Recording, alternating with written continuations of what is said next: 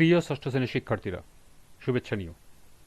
আজকে আমি তোমাদের বাংলাদেশ ও বিশ্ব পরিচয় বিষয়ের নতুন বই থেকে চতুর্থ অধ্যায় বাংলাদেশের অর্থনীতি এই অধ্যায় থেকে গুরুত্বপূর্ণ কিছু সংক্ষিপ্ত প্রশ্ন এবং এর সমাধান নিয়ে আলোচনা করব। প্রথমে তোমাদের বলবো, যারা আমার চ্যানেলটি সাবস্ক্রাইব করো নাই তারা আমার চ্যানেলটি সাবস্ক্রাইব করবে এবং আমার সাথে থাকবে। তাহলে চলো আমরা ক্লাস শুরু করি। চতুর্থ অধ্যায় থেকে গুরুত্বপূর্ণ কিছু সংক্ষিপ্ত প্রশ্ন এবং এর উত্তর। ১. অর্থনীতি কি? মানুষের যত রকম জিনিস দরকার এর উৎপাদন ও বন্টনের ব্যাপারে যা কিছু করতে হয় এবং যেসব নিয়ম চালু করতে হয় সেসবই অর্থনীতি বলা হয়, বা সেসবকেই অর্থনীতি বলা হয়। অর্থনীতি বলতে উৎপাদন, বন্টন, বাণিজ্য এবং পণ্য বা পরিষেবার ভোগের ক্ষেত্রকে বোঝায়। সাধারণভাবে এটি এক প্রকার সামাজিক ক্ষেত্র হিসাবে সংজ্ঞায়িত করা হয়, যা সম্পদের উৎপাদন, ব্যবহার ও ব্যবস্থাপনার সাথে যুক্ত রীতি, বক্তৃতা ও বস্তুগত অভিব্যক্তির উপর জোর দেয়। ২. বাংলাদেশের অর্থনীতিতে কৃষিখাতের গুরুত্ব ব্যাখ্যা করো। কৃষি নির্ভর বাংলাদেশ অর্থনীতির প্রবৃদ্ধি কৃষিখাতের উন্নয়নের উপর বহুলাংশে নির্ভরশীল। ধান, পাট, চা, ডাল, রবি শস্য, শাকসবজি ও ফলমূল উৎপাদন, বনজ সম্পদ, পশু সম্পদ ও মৎস্য চাষকে কৃষিখাতের মধ্যে ধরা হয়। জনগণের প্রাণীজ আমিষের ক্রমবর্ধমান চাহিদা পূরণ, শিল্পের কাঁচামাল সরবরাহ এবং শিল্পজাত দ্রব্যাদি বাজার সৃষ্টি করে সার্বিক অর্থনৈতিক উন্নয়নে কৃষি গুরুত্বপূর্ণ ভূমিকা পালন করছে। আমাদের জাতীয় অর্থনীতিতে কৃষির অবদান প্রায় 20%। ৩. বাংলাদেশের অর্থনীতিতে শিল্প খাতের গুরুত্ব ব্যাখ্যা করো। বাংলাদেশের অর্থনৈতিক উন্নয়নের সবচাইতে বেশি অবদান রাখে তৈরি পোশাক শিল্প।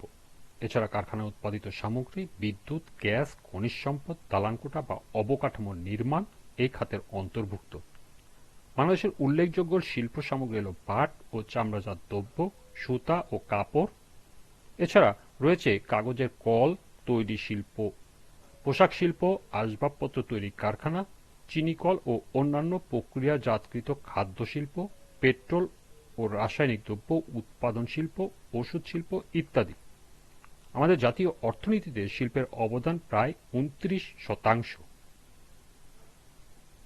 ৪. বাংলাদেশের অর্থনীতিতে ব্যবসা বাণিজ্যের খাতের গুরুত্ব ব্যাখ্যা করো।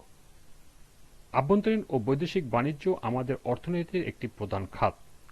আভ্যন্তরীণ বাণিজ্য বলতে দেশের ভিতরে ব্যক্তিগত ও প্রাতিষ্ঠানিক উদ্যোগে জিনিসপত্র বেচাকেনাকে বোঝায়। দেশের অর্থনীতিকে সচল রাখতে এই আভ্যন্তরীণ বাণিজ্য একটি গুরুত্বপূর্ণ ভূমিকা পালন করে। দেশের আভ্যন্তরীণ চাহিদা মেটাতে আমরা যেমন কিছু পণ্য বিদেশ থেকে আমদানি করি, তেমনি যেসব পণ্য আমাদের দেশে পর্যাপ্ত পরিমাণে উৎপন্ন হয় তার একটি অংশ বিদেশে রপ্তানিও করি। এভাবে রপ্তানিকৃত পণ্য থেকে অর্জিত বৈদেশিক মুদ্রা আমাদের অর্থনীতিকে শক্তিশালী করে। ৫. বাংলাদেশের অর্থনীতিতে সেবা খাতের গুরুত্ব ব্যাখ্যা করো।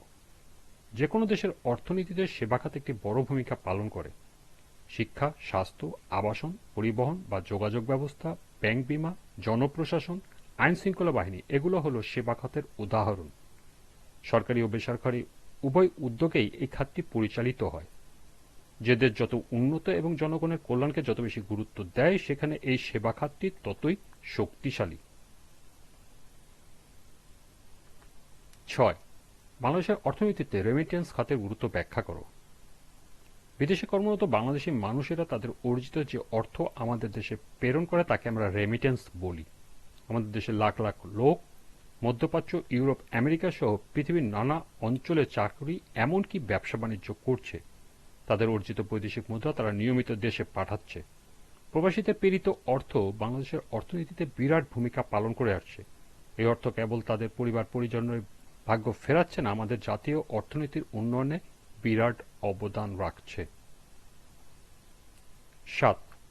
অর্থনৈতিক উন্নয়নের পথ হল জনসংখ্যাকে জনসমুদ্রে বা জনসম্পদে পরিণত করা। ব্যাখ্যা করো।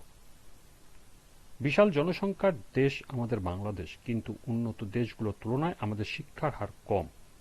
শিক্ষার অভাবে আমাদের দেশের অনেক মানুষ সিদ্ধান্ত গ্রহণে অক্ষম। জনসংখ্যাকে জনসম্পদে পরিণত করতে হলে তার জন্য দরকার শিক্ষা ও উপযুক্ত প্রশিক্ষণ। দেশের মানুষকে প্রকৃত শিক্ষায় শিক্ষিত করে আমরা তাদের জীবনমান বৃদ্ধির পাশাপাশি উন্নয়নের ব্যাপারে আগ্রহী ও সচেতন করে তুলতে পারি।